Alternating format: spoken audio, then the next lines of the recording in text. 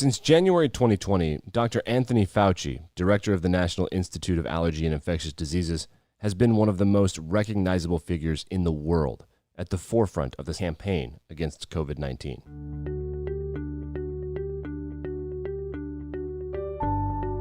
Early on in the pandemic, the most widespread terminology used regarding the pandemic was flatten the curve.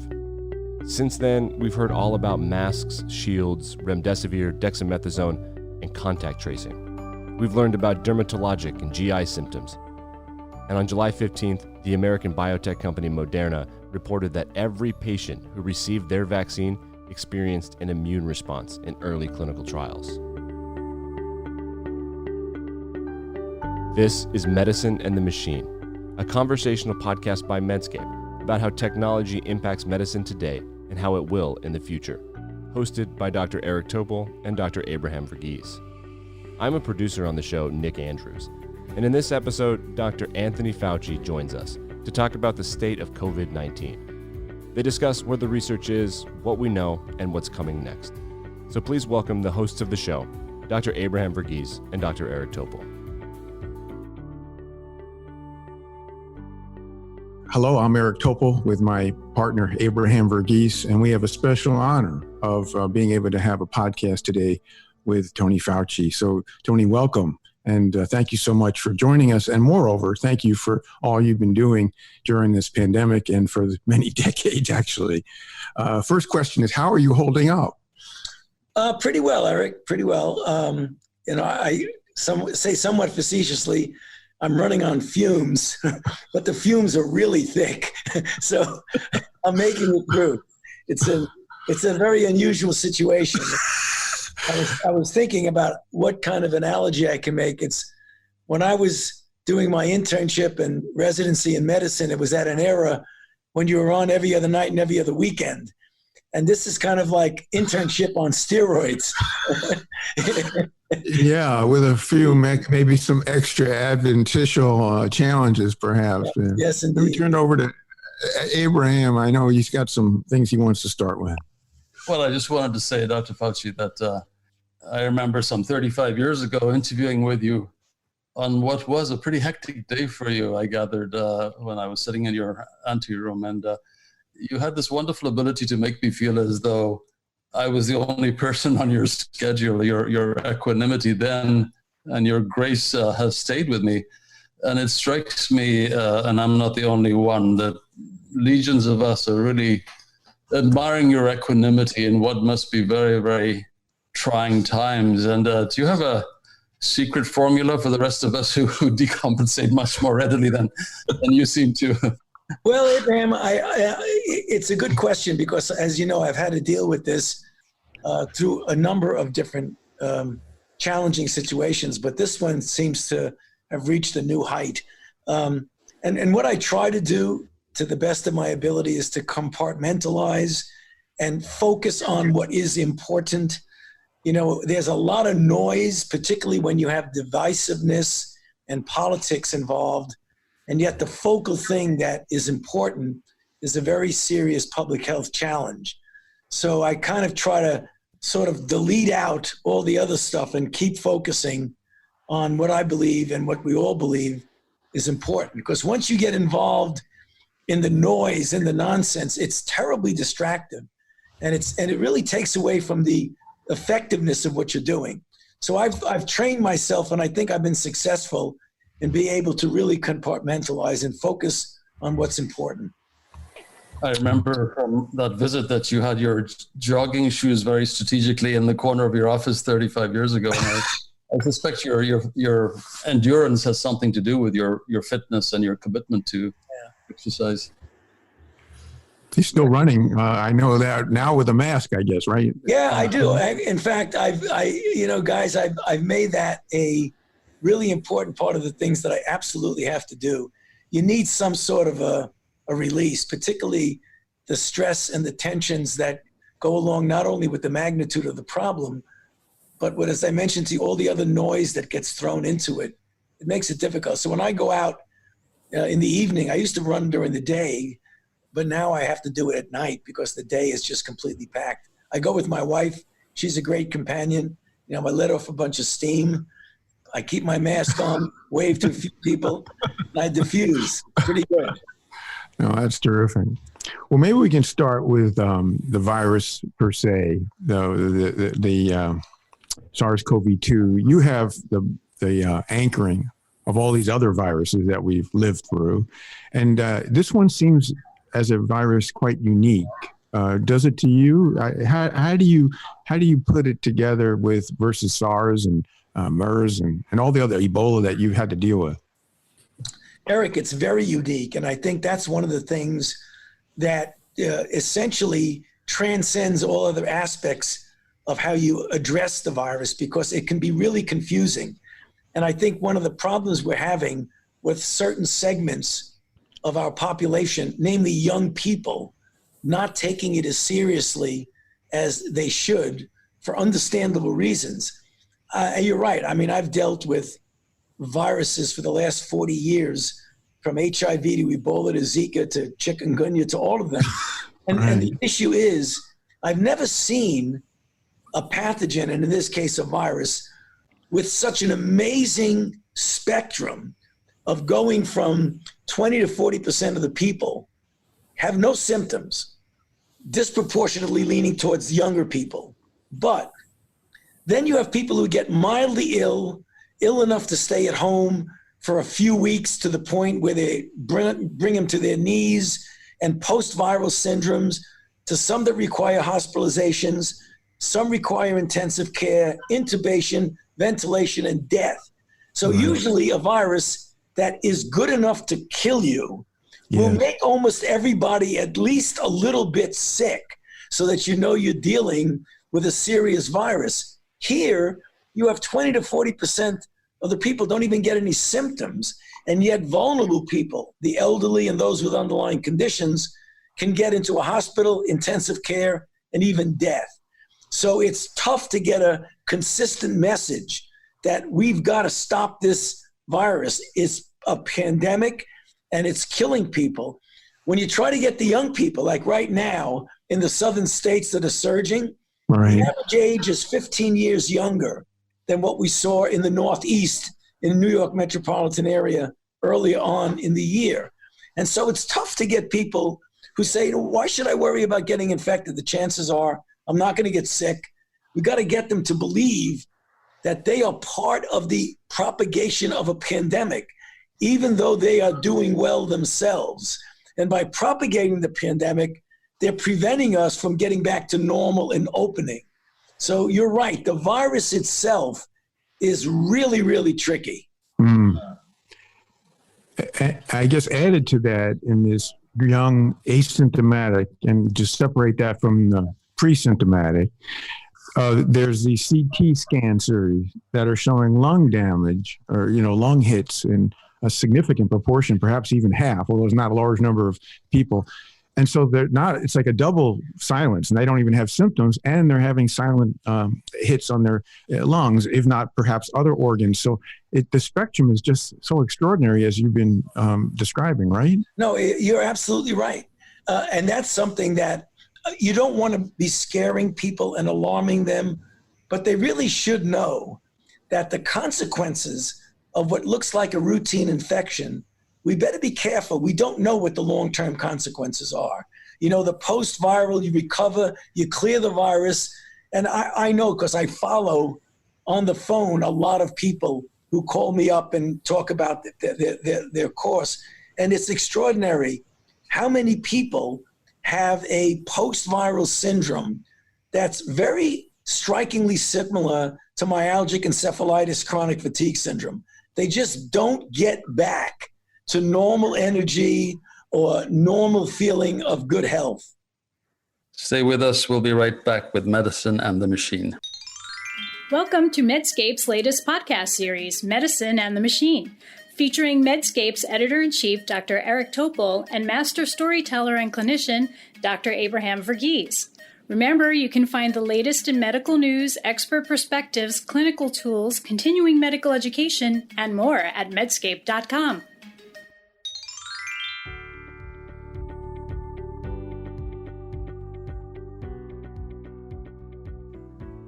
In that same vein, talk a little bit about the personal protection equipment. You know, I was attending on the wards last week, and we test all our patients as they come in.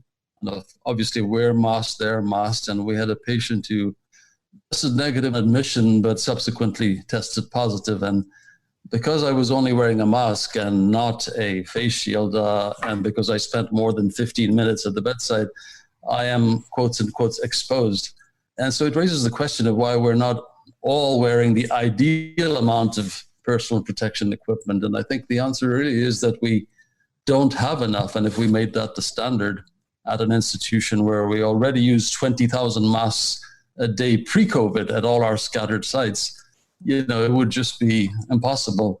But why are we still lagging behind in the supply of personal protection equipment? I'm not sure that you have much to do with that, but do you have any commentary on that? You know, Abraham, you're right. I don't have much to do with it. The only thing that I do is very indirectly in discussions at the coronavirus task force at the White House that I go to, you know, multiple times a week. I used to go every day, 7 days a week. Now it's down a little to a few days a week. Is that it is extraordinary how much of personal protective equipment is not produced in the United States of America. I was stunned when I first heard about that a high percentage of it you have to ship in. So you don't have immediate kind of control over that. Boy, I tell you, if there's ever lessons learned from this, is something that we have spoken about in the past when we've spoken about pandemic preparedness. And that is, we really need to get in our own geographic boundaries things that were absolutely essential to the health of our country. I mean, it has to do everything from personal protective equipment to the ingredients of many of the pharmaceuticals we use come from outside. Right. Well, you know, along that line, as you know, having been intimately involved with the Ebola outbreak, there was a czar. There was, I guess, Ron Klain.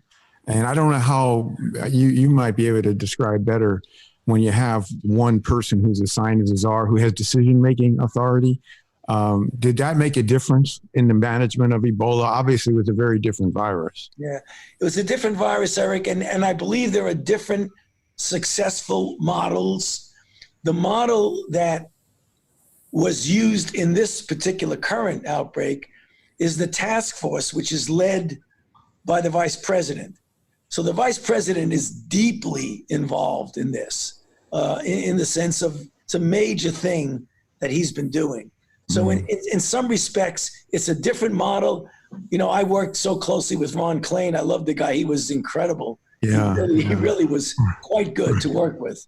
Right. You know, but in the task force, the vice president, in some respects, functionally has that role. And he's very receptive to the kinds of things we're doing. Well, that's good. And then the other thing that comes up while we're on that is this recent stir about the HHS. Some have said hijacking the CDC data and the dashboard and having Palantir, you know, this company that is a data company that is well known to be the custodian of the data. I don't know if that's something that is discussed in the task force or any sense you have about that. You know, to be honest, Eric, I don't have any sense of it because I found out about it by watching somebody talking about it on television. It never really came up. It never came up. Yeah, because it certainly has raised some concerns because the CDC hasn't had the presence as in previous outbreaks, and you know this anyway. I suppose there's not much more you can add on that, but at least just to mention that in recent days it's certainly been a concern. You know, but going back to the chronic condition, that is the chronic phase that you've alluded to, has there been any definition of the immune response in these folks that are, as you say, that you're connecting with many of them? We learn through like these patient groups like long COVID. There's only minimal actual publications about them, but has there been, you know, any extensive or any immune response studies to explain why they have this lingering symptoms that go on for months that are quite troubling and sometimes even quite debilitating? The answer is yes. People are looking at this, Eric, but there's not a lot of what I would call clarifying information. The one thing that we do know is, and I don't even think this clarifies it anymore, that when they were first looking at people who would progress rapidly, there was that course where they get sick, they go in the hospital, they look like they're okay, and then all of a sudden, dramatically, they just crash and got to be put on ventilators. That it was felt that was a hyperactive, aberrant immunologic and inflammatory response, which actually I think is at least partially true based on the data from the UK study in which dexamethasone in individuals on ventilators and those requiring oxygen, but not in early patients, actually significantly diminished the death rate. So we do know that there's a lot of cytokine secretion. If you measure IL-1 beta, IL-6, TNF, it's all sky high.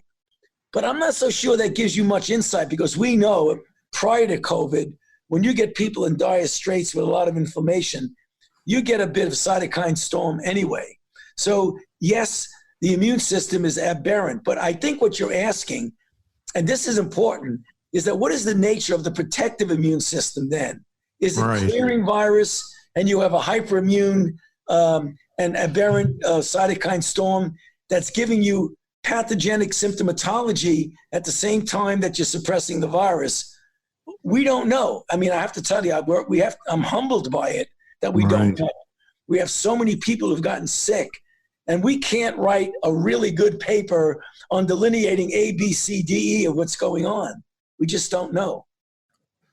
Dr. Fauci, the pace of the science has just been extraordinary. I was a fellow in infectious disease. HIV came on the horizon, and it had no name for about 2 years. We didn't even know what caused this. And, to think that we now have a vaccine, I just have the latest New England Journal of Medicine on my desk. That is just extraordinary in just a few months. Would you talk a little bit about vaccines and vaccine strategies and where you see us about 4 months from now with that? Yeah, Abraham, good question. Well, starting off with the speed at which, I'm directly involved with it, and it even boggles me to see how fast it's gone. So it's the technology and the platform technology that has allowed us to go so fast from the time the Chinese published the sequence on a public database. Literally, I mean, I'll give you the days. It's somewhat historic. They put it up on the 10th. On the 11th, in this room that I'm sitting here, we had a meeting of our crew and said, let's get on this, all hands on deck. My vaccine research center, led by Dr. Barney Graham, 2 days later, got the sequence, got the gene, stuck it in an mRNA. We started developing the vaccine on January 15th. 5 days after the sequence went up. A phase 1 trial started 62 days later. Mind-boggling. It usually takes a couple of years before you do that. Then, at the end of this month, July, we're going to start the phase 3 trial. So what we've done, what we've tried to do, there are certainly more than one candidate that are revving up to go into phase 3 trial. There's at least five that the NIH is directly involved in either collaborating with, providing resources, providing sites, giving money, subsidizing to a greater or lesser degree. They are going into phase 3 trial sequentially, maybe a month or two after each other. So the phase 3 trial for the Moderna mRNA starts the end of July. A month or so later, another will come on, then another as we get into the fall, then another as we get into the late fall. We are hoping, since we're what we call harmonizing the approach, getting a protocol that's very similar, so you don't have completely different things you're looking at. Having a common DSMB, common primary and secondary endpoints, and common immunological parameters that you measure, so that if one trial is ahead of another and one shows real efficacy, you could bridge it by immunological compatibility of it. So I would hope, and again, whenever you do vaccine, you guys know as well as I, you never can guarantee anything because there's always potholes and bumps in the road. But given what the phase 1 data looked like, and it was published 2 days ago in the New England Journal of Medicine, that the neutralizing antibodies were at a titer that was induced by a moderate dose of the vaccine that was comparable to, or even better than convalescent plasma. And as we all know, the gold standard for a vaccine is to induce a response that's at least as good as natural infection. So if we can mimic that in the field and have a comparable clinical efficacy, I think by the end of this year, the very beginning of 2021, we could have one or more vaccines that's available for distribution of doses. That's what I'm hoping for. Yeah, it's remarkable. I know in the accompanying editorial of the Moderna paper in New England Journal, it was the compression of 6 years of work into 6 weeks or something like that, and it's just startling. One of the questions that it brings up is the dissociation of the antibody, IgG, potent neutralizing capacity, and the T cell story, which, as you know, this week was somewhat marked by this preprint about the waning, disappearing antibodies in 90-some people in London. It raised concerns that, oh my gosh, we don't have the antibodies. And then we also have seen multiple papers on T cells characterizing immunotypes and also the very rigorous T cell response that is somewhat reminiscent of SARS, and that it's present even more than a decade later. So can you comment about how you try to simulate with a vaccine with what the natural response is, which seems to be heterogeneous, some people, and dynamic over time? Can you try to help sort us out? Yeah. Again, Eric, I can try. We don't have definitive data, but what we're also seeing, and we're going to get a lot of data as we look now, the hundreds of people who are on the phase 2, and in a week or two, when we go into phase 3, we're going to start getting some of that data. You're right. The antibody response traditionally for coronaviruses in general, it's nothing like measles, which lasts essentially for life. It isn't even in the same ballpark as that. So we have a bunch of papers to show relatively short durations of 6 months, a year or so. We need to get out further with COVID-19 to find out what's applicable there, and whether someone who really gets infected and gets clinically ill has a much more durable response than one that gets infected but has isolation of the replication in their upper airway.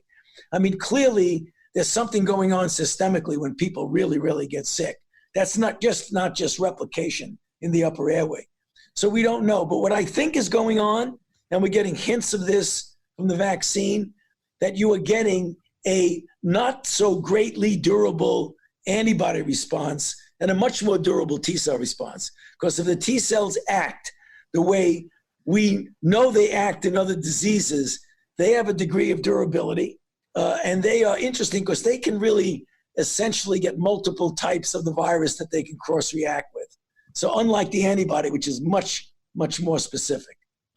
It's reassuring, and it's obviously much more to learn, but hopefully people won't get worried that this idea that the disappearing antibodies means that people are subject to reinfection. Now, that's been another controversy, whether people can have reinfection, whether it's just that they never have mounted an adequate response. Can you address that? Yeah, I mean, I think we need to get out of the anecdotal range and collect some real data, because there's a lot of anecdotes about people who believe, and they might, I'm not saying they're not, who believe they may have gotten reinfected.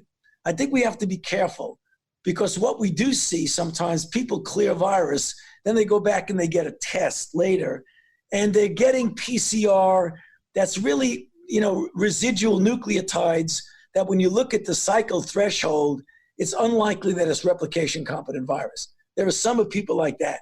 Other people recover and then get clinically ill, and they come back and it looks like it's a positive test? Is it residual? Is it reinfection? Or is it exacerbation? The answer is we don't know.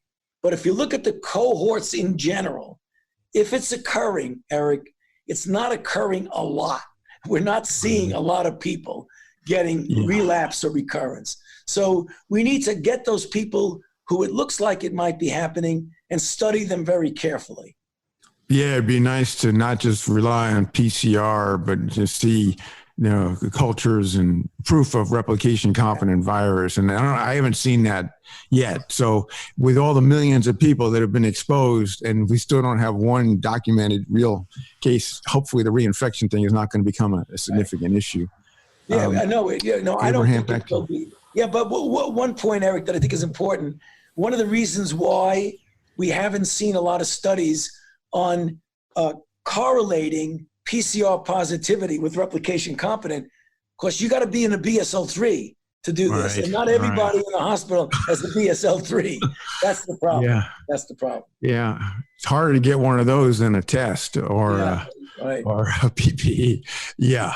Abraham, go ahead. Yeah, I wanted to ask about mutations. There's a lot of papers on mutations, and yet most of them don't seem to be significant to the vaccine, is my understanding, thankfully. Would you? Okay. Yeah, actually, thanks for the question, Abraham.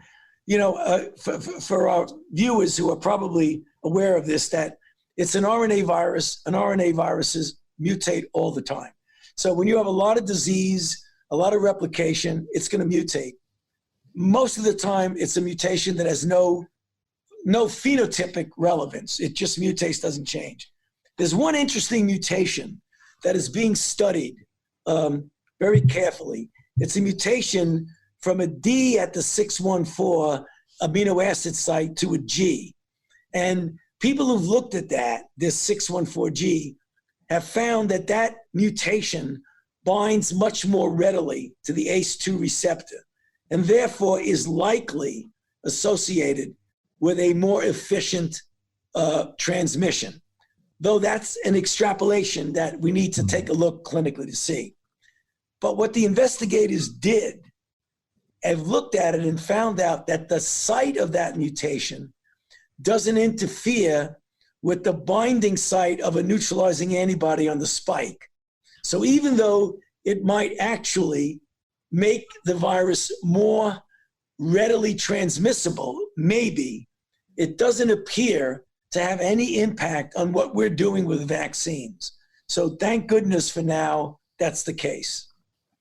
Yeah, and it's good that it's a slowly evolving virus. It's enough challenges to deal with as it is, and that even makes it at least somewhat helpful. And it's really important distinction you're making about the vaccine not having to be rebooted regarding the virus. You were going to say something, Abraham. Yeah, I was just saying that if you're a student of pandemics, it's the sort of missteps and public reactions that are so varied are predictable and expected. And can we bring science to the very issues that we're having with the public's lack of acceptance of masks and so on? I mean, is there, compared to the rigorous study that we're bringing to the virus, I think we need an equally rigorous study of our ability to communicate our societal responses. And any thoughts about that? Yes, Abraham, I have a lot of thoughts, but no solutions. It's really frustrating when you have some public health interventions that historically in this outbreak have shown to be clearly effective, particularly when you don't have any other tools. Because we don't have a vaccine, we have a couple of therapies, but they're mostly for advanced people. How we have such pushback on people wanting to wear a mask. I don't know whether has to do with the American spirit, which in many respects serves us well, that independent drive that brought our ancestors over, leaving whatever country they came from to come here because of independence. I don't know what it is, but it's a pushback on authority. And what I think it's linked to, it's not only linked to an anti-authority, but it's a bit linked to the disturbing anti-science trend that we have in this country. Like, you're telling me it's scientifically sound to do that. Well, I don't want to do it because I want to make up my own mind and not listen to authority. You know, you could understand that. Some of it has a degree of attractiveness, independence. But boy, when you're in the middle of an outbreak that's doing such destructive damage, it's time to let that go and join the club. Wear a mask. You know, be a joiner as opposed to an independent entity. Right. So well said.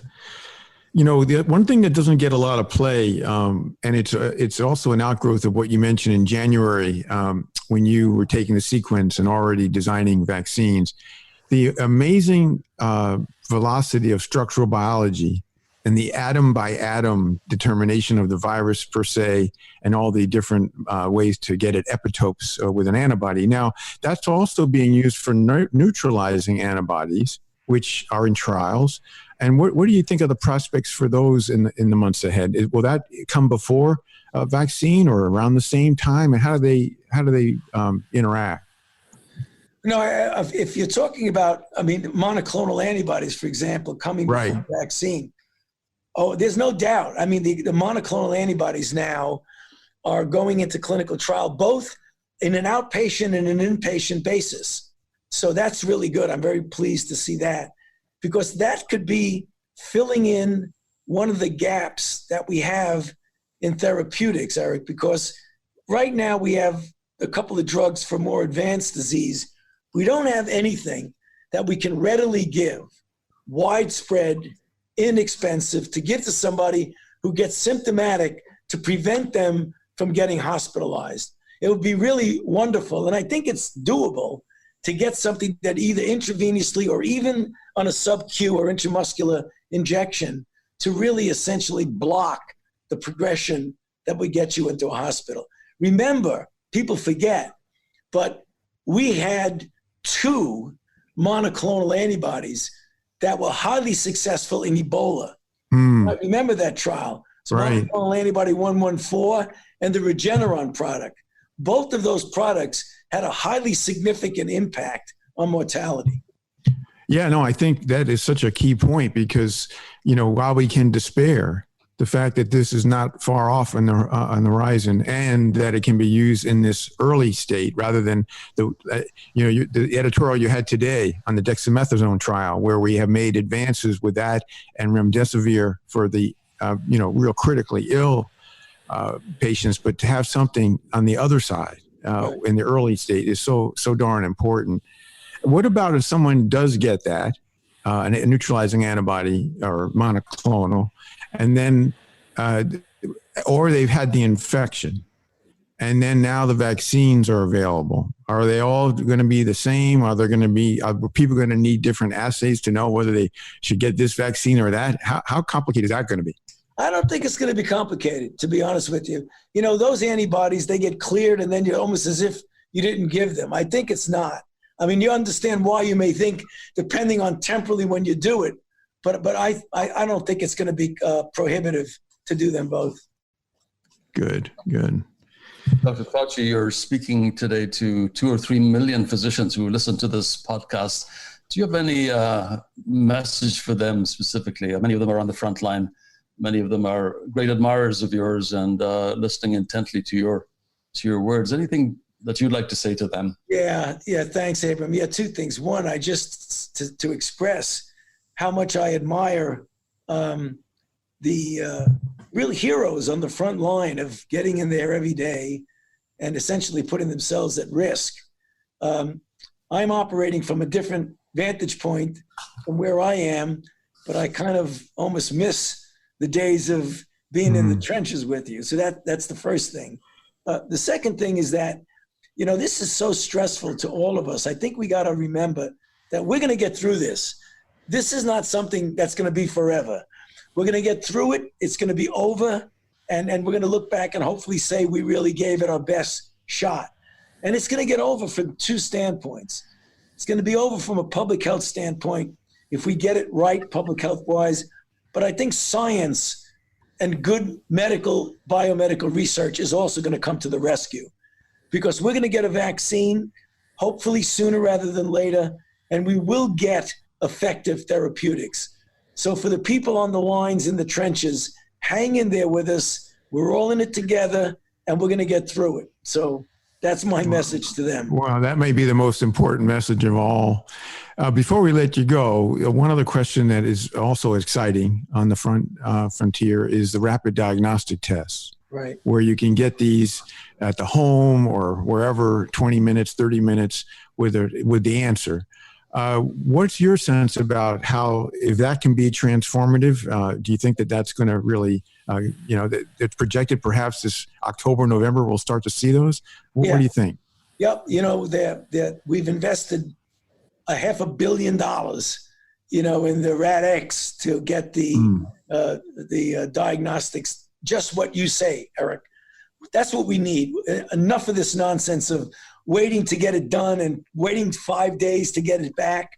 We really got to have something. You go in, you get it, bingo. Everybody gets it, as many as you want, as quickly as you want. That's the end game that we need. I mean, we've got to get much, much better than we are right now. We've got to be able to get tested immediately with a point of care, getting back the diagnosis as rapidly and as cheaply as possible. No doubt. Oh, that's good to hear. Well, we've had a lot of positive things here, even though we're sitting in the worst pandemic for over a century. And we're very lucky to have you, not just to join us today, but all the things you're doing. So, Abraham, you have any closing words with Tony? No, I just want to add my thanks. It's been such a privilege to listen to you, and keep up your wonderful work. Don't stop speaking. We're all on the older guy front, but Tony, if we could do like you do at your age, we would feel very lucky, no less just to be running at night with a mask, but everything you do. We're really appreciative. I know we're speaking for the entire medical community, and it's been challenging in ways that who would ever have forecasted, and things that no one needs. But thank you for everything you're doing. All right, thank you, Eric. Thank you, Abraham. I appreciate you giving me the opportunity to be with you. Thanks an awful lot. All righty. Take care. All right, you too.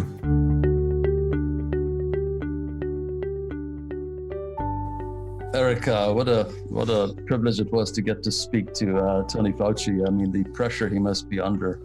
I'm so glad that we got to do that. I was taken by his good humor, by the breadth of his knowledge, his ability to keep up with all the different things going on. And yet that the next thing he's doing is probably heading to the White House.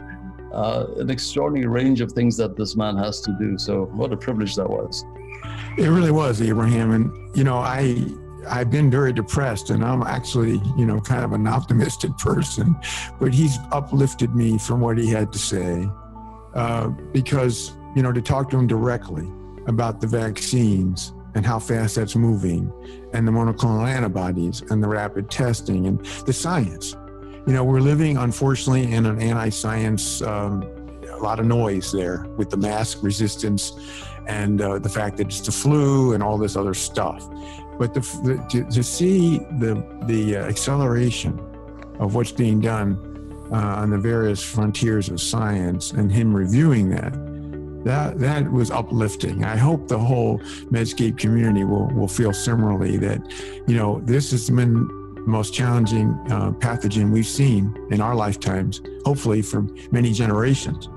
It's had radical effects, perhaps more in the U.S. than we ever would have expected or hoped. But it seemed very positive, the messages he was bringing. Don't you think, Abraham? Very much so. And, my thoughts right now are with all our colleagues who are on the front lines, not just here in California, where we've had, 100 fatalities a day for the last 3 days in a row, more than 100 a day, but with our colleagues all over the world, frontline physicians who are laboring with inadequate protective equipment, with delayed testing, with beds not being available. I don't think that they are getting, the direct kind of address and support that they need from the powers that be to say what a wonderful job they're doing. I've never been prouder of being a physician, and I just loved what he had to say. He said, hang in there, we are going to get through this. And by God, it's really, really difficult. but that is the sort of message that we have to hold on to. Eric, it's just a privilege to be doing this with you, and I'm so glad we got Tony. Oh, I am too. This was certainly, we've had a chance to interview a lot of, amazing people, both in the medical community and outside, but the timing and the person here makes this one remarkable and unique.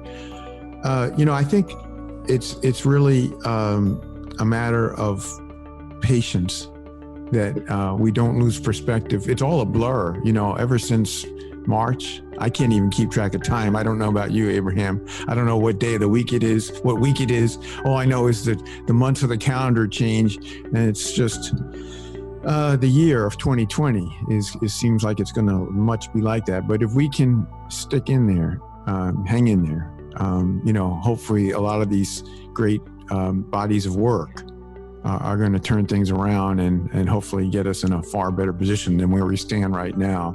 And getting that perspective from the person who's led not just the country, but in many respects the world through so many other pathogens that were killer pathogens, not at this scale, is really very helpful. Really is grounding in many respects.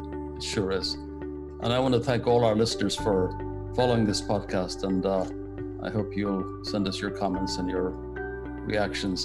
Very pleased to have you join us for our special guest today, Tony Fauci.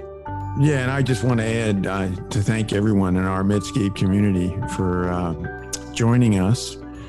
You'll note in our discussion with Tony, we didn't get into politics because really that's not our interest. Our interest is in the kind of biomedical features of this challenge and of this pandemic.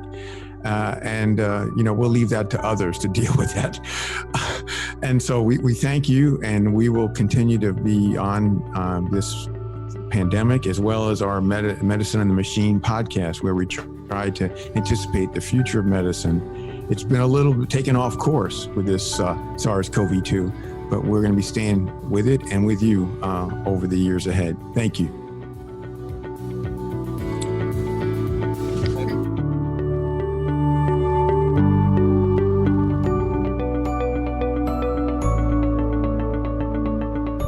And that's a wrap on this episode of Medicine and the Machine. Medicine and the Machine is hosted by Dr. Eric Topol and Dr. Abraham Verghese. Our executive producer is editor Robbie Atuma. All of our podcasts are produced by Medscape Vice President Dr. Ivan Oransky. I'm a producer and a voice on the show, Nick Andrews. You can find all of the episodes of Medicine and the Machine wherever podcasts are found. And remember, transcripts of these episodes are available on medscape.com. Thanks for listening.